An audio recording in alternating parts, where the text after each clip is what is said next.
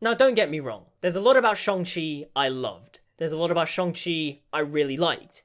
But at the end of the day, there was something about the film that just felt like there was something missing. Now, here's some of the stuff I loved about the film. Mainly, Simu Liu as Shang-Chi. I love Simu in this film. When the film ended, I was like, this guy is awesome. He is a superstar. I want him in, like, everything. He was just incredibly charismatic and so enthusiastic about the role, and seeing him in interviews, he seems like the most chillest guy, and he's a Marvel fan.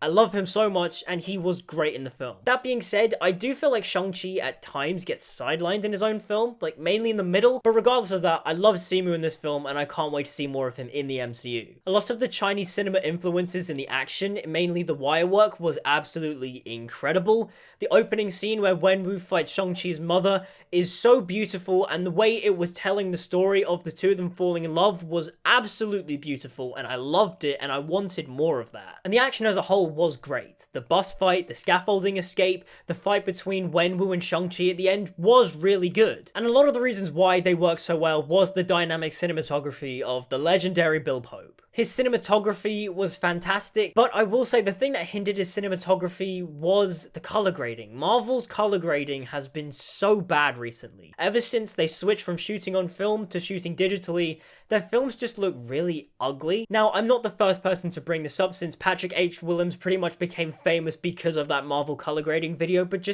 Marvel's color grading baffles me. Like, people go, Marvel films are so colorful, but I mean, they're really not. A lot of the colors are quite muted, and that's mainly because of that weird grey filter where Marvel doesn't actually, have the films rendered in proper blacks. They, tone down the blacks so they're really dark grey. And overall, it just looks really muddy and ugly, and the colors don't pop. Now, legendary cinematographer Bill Pope does manage to get around that by lighting the shots really well, but some of the shots are hindered from being really impactful and great because of that low contrast level. I mean, Marvel, please just fix your color grading, especially with Eternals, because, oh my god, Eternals looks ugh. Tony Leung as Wenwu / the Mandarin was absolutely fantastic. He was a really great, intimidating, but also relatable villain. We definitely have to give Marvel some credit. Ever since Phase 2, they have started to improve on their villains a lot. Though that isn't to say that they nail their villains every time, but for the most part, their villains have been written a lot better recently. I really love that Wenwu's main motivation was to reunite with his loved one, but also reunite his family again. Side note, what I found really interesting about Wenwu as a concept of the character was how he's essentially Shang-Chi's father Fu Manchu in the comics, but because that character is pretty much based on racial stereotypes, Marvel was like, nope, we're not doing that. So they changed him to the Mandarin, who is an Iron Man villain, but then also the Mandarin is also associated with some negative Asian stereotypes. So they changed it, and they also called out how dumb the Mandarin name is, considering that the Mandarin is a chicken dish and also a fruit, which in itself is kind of interesting because I think in the comics, I don't know this for sure, this is me just speculating, but I'm guessing that the writers named the character the Mandarin because of the language, Mandarin, the Chinese language of Mandarin. But I will say, I kind of liked how the film just called out all the insensitivities of the time. I also really liked Awkwafina in the film as Katie, and I didn't actually know this, but I didn't realize that some audience members don't like Awkwafina, which is weird because I like Awkwafina. I don't know why people have such an issue with her. She's good. Ben Kingsley's return as Trevor Slattery was a great addition to the film. I like how it wraps up that little short film they shot All Hail the King, I think it was called. They brought him back into the MCU to just kind of wrap up of what happened to Trevor. He was nice comedic relief and added to the film. And also, speaking of additions to the film, Wong was awesome. Wong is just that awesome side character that everyone loves, and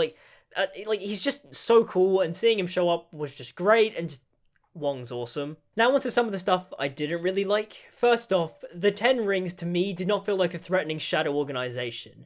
Their little opening montage at the beginning of the film just felt kind of lame and not very visceral. Yes, you see them commit a bunch of violent acts like blowing up buildings and assassinating people, but the way it was shot, it just didn't feel very visceral. I wanted some more of that gritty, grimy, visceral nature that you can do in a PG-13 film. I also think a big mistake was that they didn't include the shot in Iron Man 1 where it's him, sitting in the chair surrounded by the Ten Rings terrorist organization, because that's literally Iron Man's main villains, and they didn't even address that. But also, that's the 10 rings. Like, I don't understand how they missed that and didn't include that shot in the film. Like, that's just weird to me. Marvel is so good with their interconnectivity, and just not having that shot just felt really weird. Also, I won't lie, Shang's sister, Xiling, kind of felt irrelevant. Like, I know that was her character arc of, like, her sort of becoming her own person and stepping out of the shadows, but to me, she just felt kind of irrelevant throughout most of the film, and that post-credit scene of her setting up her fight club with the Ten Rings organization was just weird too, because if you're not paying attention and you're not looking at the background details of her, putting up graffiti and assembling her fighting ring again, it just looks like she's taking over the Ten Rings for no reason. The inclusion of Abomination was cool, but also completely pointless because everything you see in the trailer is everything you get in the film. It was also weird too how, like, Wong was fighting him and then Wong was treating it like it was like a therapy session or something. Like, what's the deal with that? That just felt so odd and weird. Like, I know they wanted to tie up the loose end of what happened to Abomination. We haven't seen him since The Incredible Hulk, but I mean, he's literally appearing in She-Hulk, so why didn't you just save that reveal till then? The third act also felt a little underwhelming. Wenwu versus Shang-Chi was great. That was the stuff you wanted. That Shakespearean tragedy, father versus son. The moment where Shang confronts him and he's like, is that what you wanted? To turn all your kids into killers? That exchange, that bit of the battle there was awesome, but it is cut horribly short because Wenwu just, like, chucks him into the water and just... Why? That was when the emotion and the intensity was at its best, and they cut it short. The big fight against the Dweller in Darkness was just... It was fine, but also I didn't like how it was shot. Like, it was shot too close, and the way the camera was jittering, it was really nauseous, and I didn't like the way it was filmed, to be honest. It was just a bit disorientating, and it overall, to me, just detracted from the personal conflict of father and son. I mean, yes, Wenwu's sacrifice was brilliant, like him giving Shang the rings and sacrificing himself for his son was really nice, but just... To me, the film would have worked better if it was father versus son instead of, Shang versus this great big CGI monster. I mean, if I was told by the studio I had to keep in the Dweller in Darkness fight, what I would have done is have Shang and Wenwu fight the Dweller in Darkness. They team up, they beat it. You think, okay, father and son are, now on the same level. But after they defeat it, Wenwu goes back to the gateway, trying to break through, trying to reunite with his wife. He's basically gone insane. And I would have had Shang fight him being like, Dad, she's not there. Have them fight and then have Wenwu die, tragically in, like, a rubble fall or, like, him getting crushed by a boulder. Just add something to the tragedy of it. Bring back the personal elements to the film, because, I mean, in a lot of ways, they should have just taken a page out of the first Thor film's book. Like, have the final fight be father versus son, and, in Thor it was Thor versus Loki, but in Shang-Chi, have it be Wenwu versus Shang, and then have it end tragically. Have Wenwu desperately trying to reunite with his wife, only for his love and his desperation to reunite with his wife be the thing that kills him. I mean, like I said, this film isn't bad. It's good, it's solid, but just... it was missing something. Also, this is a minor thing, but I needed more of the martial arts mystical mythology of the Marvel Universe.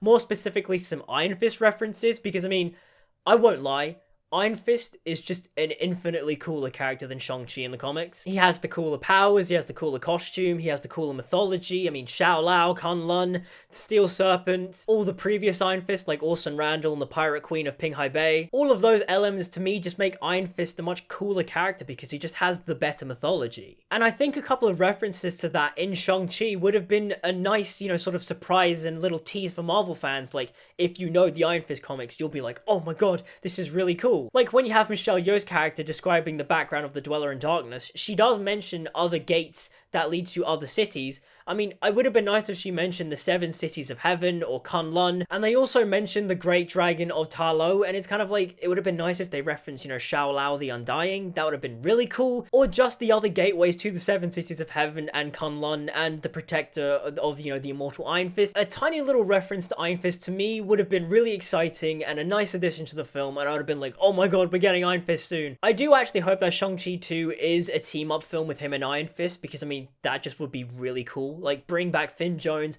get him actually in the Iron Fist costume, maybe bring back Mike Colter as Luke Cage, or bring in Simone Missick back as Misty Knight. Just those additions to me would be really cool, and I think Shang-Chi 2, if it was a team-up film between him and Iron Fist, going to Kun Lun, fighting Shao Lao and all that stuff, making it like a big tournament film, it could be really epic. Overall, I really like Shang-Chi. I did. It's good. but it can be better. But what did you guys think? Let me know in the comments down below. Like, subscribe, follow me on social media, all that good stuff. Links are in the description. And until we meet again, see you guys next time.